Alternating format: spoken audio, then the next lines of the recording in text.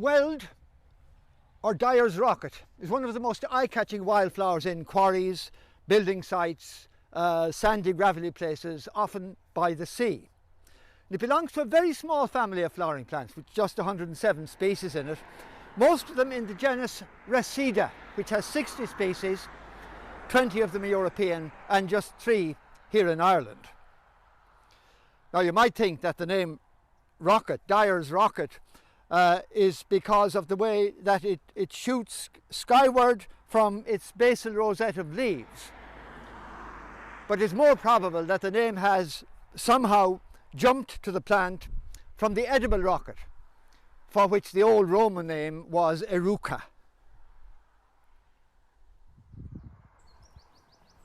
The small flowers are in spikes that can be as high as 2 meters, on which they mature successively from the bottom upwards.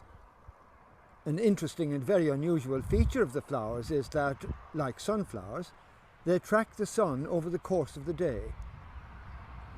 The flowers are highly distinctive. They are zygomorphic, or bilaterally symmetrical. There are 4 sepals, 1 at either side and 2 at the bottom of the flower. The largest of the 4 petals occupies the space that arrangement leaves at the top of the flower, and the remaining 3 are just 3-fingered ribbons. There is a dense cluster of 20 to 25 stamens that, rather unusually, mature from the centre outwards, and in the middle are 3 stumpy banana-like carpels, which together with the cluster of down-curved stamens act as a landing platform for visiting insects, mainly bees. This upper petal is like a little glove, with 5 slender fingers converging on a palm, and then below and in front of this there's a little curved flap that makes up one wall of a totally concealed purse that contains nectar. The glove is the opposite wall of this purse, and the side petals are the remaining 2 walls. If you have sharp eyes, you can pull back and detach the glove petal and look into the nectar chamber from the side.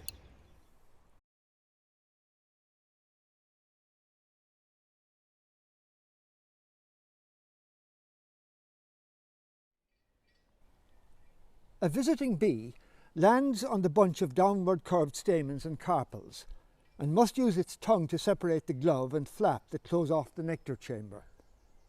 And the insects that can do this most effectively are primitive short-tongued bees that have a trowel-like proboscis, which they use to plaster the inside of their burrows with a thin cellophane-like lining. The bees use this trowel-like tongue to separate glove and flap to reach the nectar. Although by far the most common of these bees are yellow-faced mining bees in the genus Hylaeus, honeybees can also get at the nectar, and indeed in Poland Weld is cultivated by beekeepers for its nectar.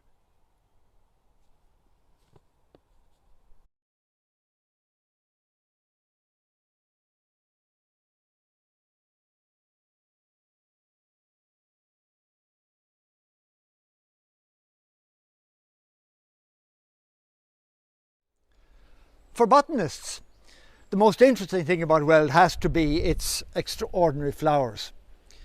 But since ancient times, Weld was extremely important for a very different reason, because it was the most important source of natural yellow dye. We so take colour for granted today, but until well into the 19th century, the only source of colour, particularly for dyeing fabrics, were plant dyes. On its own, Weld produces the brightest and clearest of yellow dyes. If iron were added, you get a clear chartreuse colour. And if it's over-dyed with indigo, indigo is the main plant source of blue dye, you get a clear emerald green or leaf green colour. And if it's over-dyed with woad, this is woad, which is one of the most important dye plants in the past as well. If it's over-dyed with woad, which produces on its own a sort of muted indigo colour, you get a bright Lincoln green. In Roman times, Weld was particularly favoured for dyeing silks and for wedding garments. Weld still plays an important role in the Turkish carpet and killam industry, and in some other places it is regarded as a useful plant for preventing erosion on bare ground and a useful fodder plant for cattle.